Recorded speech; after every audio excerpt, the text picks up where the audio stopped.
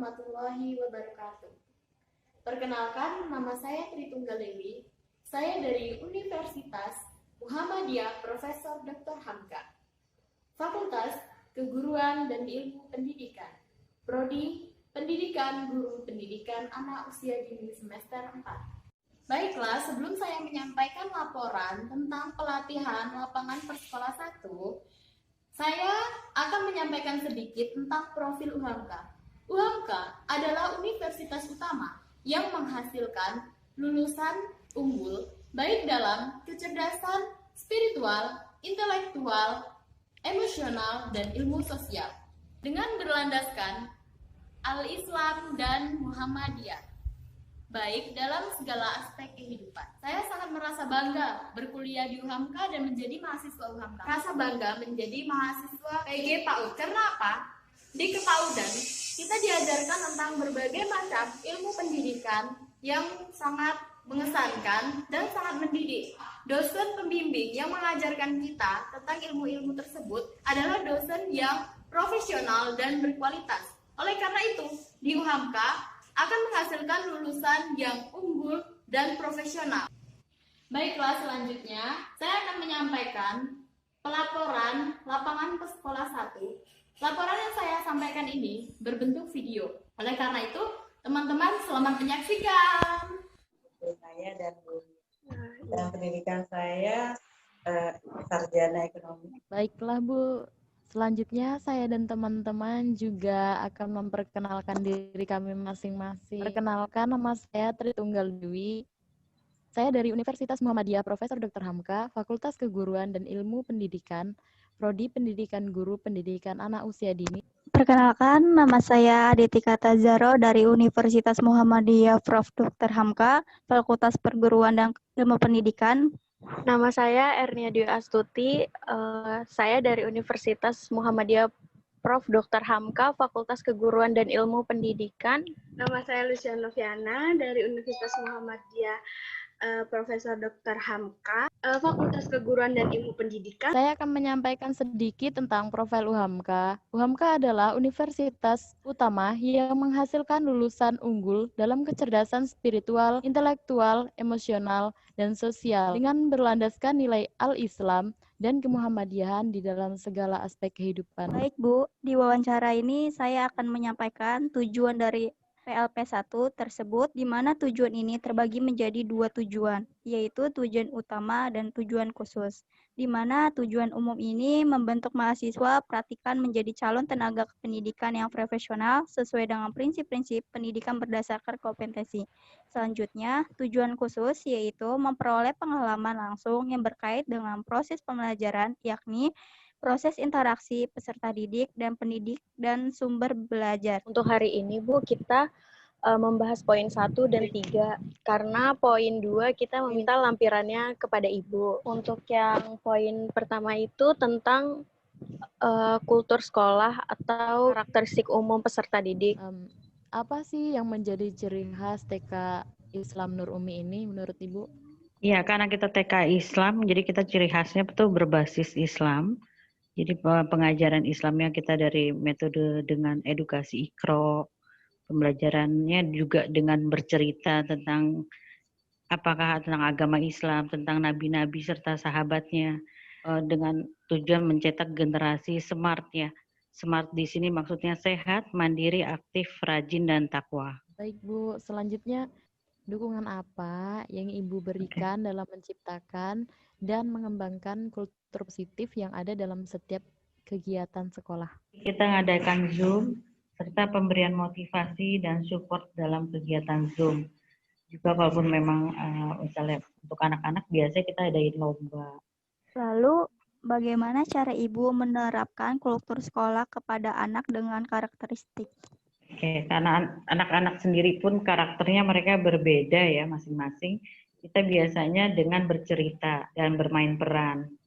Bagaimana cara guru menyikapi dan membangun kultur sekolah pada diri anak dengan perbedaan setiap karakteristik anak tersebut?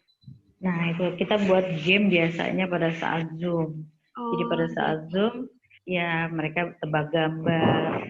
Berikut terkait struktur pengurus organisasi dan tugas pengurus TK Nur Umi. Kita udah masuk ke poin ketiga. Di poin ketiga ini tentang peraturan dan tata tertib sekolah. Nah, mengenai peraturan dan tata tertib sekolah, apa sajakah peraturan dan tata tertib sekolah? Dan apakah pendidik dan peserta didik sudah mengimplementasikannya sesuai dengan peraturan dan tata tertib yang sudah dibuat? Untuk saat ini tata tertib kita tuh seperti Ananda hadir di sekolah 15 menit sebelum kegiatan, memakai seragam sekolah, memberi kabar guru, dan mengikuti semua kegiatan yang telah ditetapkan sekolah seperti sama membayar SPP ataupun iuran komite sebelum tanggal 10, dan juga tidak boleh membawa mainan atau HP ke sekolah. Untuk siswi perempuan tidak dianjurkan memakai perhiasan. Minta mereka untuk menjaga kebersihan. Penerapannya itu tadi kita berikan seperti spanduk ataupun kalaupun kita ingatkan kembali ke anak-anak. Baiklah Bu, pertanyaan selanjutnya. Sebagai kepala sekolah, apakah ada hambatan saat menyampaikan tata tertib ke guru?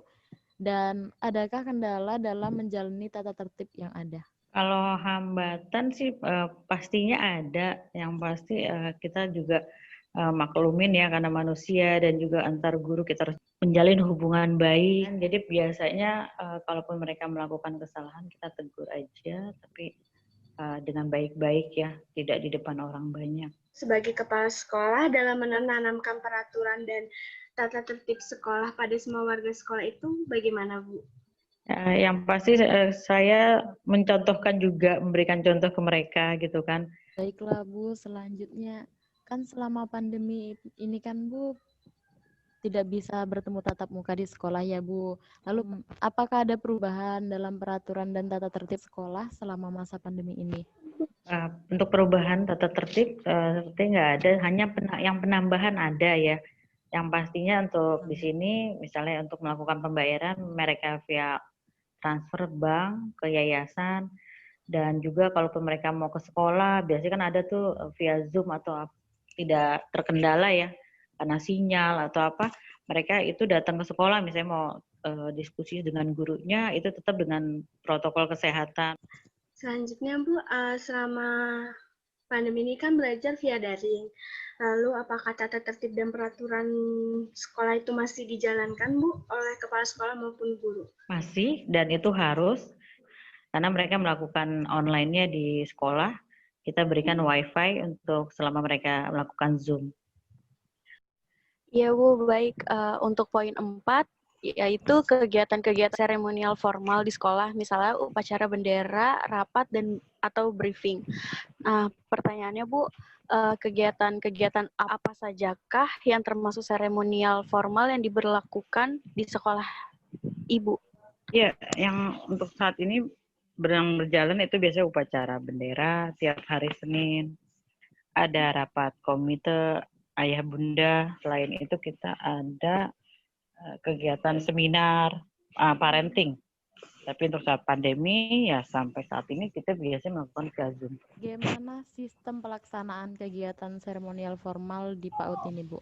Untuk yang seperti upacara bendera kita seperti biasa anak-anak berkumpul di halaman, terus mengibarkan bendera dengan diiringi lagu Indonesia Raya itu beserta guru. Kemudian Bu, apakah dalam kegiatan seremonial formal ini melibatkan semua guru, peserta didik, atau juga melibatkan orang tua peserta didik, Bu? Ya, kalau untuk upacara bendera, peserta didik beserta para guru ya, itu mereka ikut, ya karena kita kan memberikan contoh untuk kepada anak-anak juga. Sedangkan kalau misalnya kayak kegiatan acara rapat komite atau haflah wisuda, itu semua guru, peserta didik, dan orang tua murid. Lalu dengan adanya kegiatan seremonial formal ini diadakan itu tujuannya bagaimana Bu? Tujuannya pertama yang pastinya untuk menjalin silaturahmi ya. Memperkenalkan kepada anak-anak ya, untuk mensosialisasikan kegiatan kita sehingga tercapai visi dan misi kita ke ayah bunda. Lalu Bu, untuk misalkan kayak kemarin tuh Bu 17 Agustus itu, nah biasanya tuh ada acara nggak sih Bu gitu di sekolah? Ada pastinya, itu masuk dalam rencana kegiatan tahunan kita. Untuk 17 Agustus biasanya kita mengadakan lomba. Lombanya pun tidak hanya untuk anak-anak di sekolah ya, tapi untuk anak-anak di lingkungan sekolah pun ada. Nah, untuk saat ini kita tetap melakukan lomba online. Jadi online itu menggambar dan mewarnai. Selanjutnya, apakah kegiatan seremonial yang dilakukan dengan rutin sesuai dengan jadwal di sekolah Ibu? Ya, kalau pastinya rutin iya, itu setiap Senin kita upacara bendera. Terus kalau acara kayak hafla atau wisuda itu biasanya di semester 2, itu jadwal kita. Jadi di hafla itu kita pentas seni dan bakat anak. Selanjutnya untuk kegiatan seremonial formal ini, partisipasi dari guru, sekolah maupun dari orang tua itu seperti apa, Bu? Ya, untuk partisipasi dari guru mereka sangat baik, pastinya mengikuti kegiatannya di setiap seremonial, dan setiap guru juga bertanggung jawab dengan tugasnya masing-masing. Kami lanjutkan ke poin 5 ya, Bu. Poin 5 yaitu kegiatan-kegiatan rutin berupa kurikuler, kokurikuler, dan ekstrakurikuler. Kegiatan kurikuler apa saja yang ada di TK Islam Nur Umi, lalu kegiatan kokurikuler maupun ekstrakurikulernya, Bu? Calistung, baca, tulis, dan berhitung. Kalau untuk kegiatan kurikuler, saat ini kita ada seperti sentra persiapan, ada taman pendidikan Al-Quran, kokurikuler ya. Iya, Itu kita puncak tema, puncak temanya ataupun melakukan kunjungan edukasi dan field trip. Dan eskul yang sampai saat ini berjalan, itu ada eskul menari, renang, komputer, bahasa Inggris, mewarnai, dan menggambar. Lalu Bu, bagaimana pengelolaan setiap kegiatan kokurikuler dan ekstrakurikulernya di sekolah TK Islam Nur Umi? Kita masukkan dalam perencanaan kegiatan anak-anak ya selama di sekolah dan dibantu oleh para guru juga. Apakah apa saja sih kegiatan kokurikuler dan ekstrakurikuler di sekolah itu yang sudah diperbarui sesuai perkembangan zaman saat ini? Mengikuti zaman kita ada ekstrakurikuler kayak komputer yang mengajarkan mereka untuk pengenalan dulu. Ini loh komputer, ini loh laptop, ini loh mouse. Jadi pengenalan. Dari situ baru nanti mereka mulai menggambar. Dan selanjutnya yang ekstrakurikuler apa yang diminati oleh anak dan mengapa anak tersebut meminati ekstrakurikuler tersebut, Bunda? Yang mereka suka itu ekskul renang karena anak-anak yang mikirnya seperti kayak piknik, kayak jalan-jalan bersama teman-temannya. Selanjutnya untuk manfaat kokurikuler ini untuk anak itu bagaimana, Bu?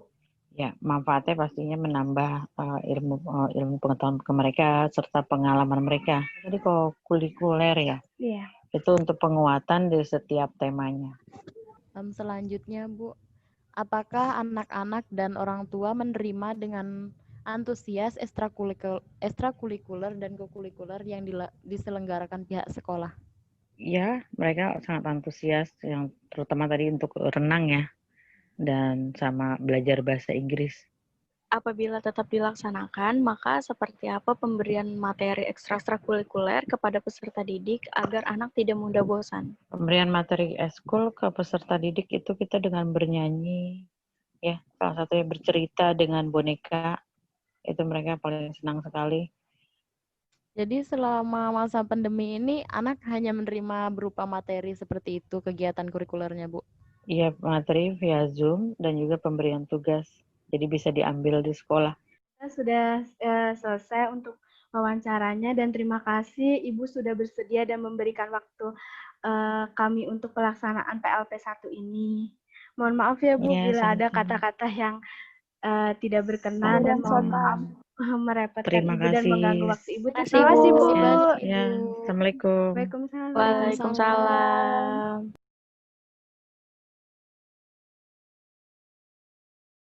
Terima kasih teman-teman semua sudah menonton video laporan pelatihan lapangan persekolah 1 yang telah saya buat bersama dengan teman-teman saya. Jika ada kesalahan, saya mohon maaf. Kepada Allah saya mohon ampun. Wabillahi taufiq wal hidayah. Wassalamualaikum warahmatullahi wabarakatuh. Jangan lupa ya teman-teman, like, subscribe, and comment.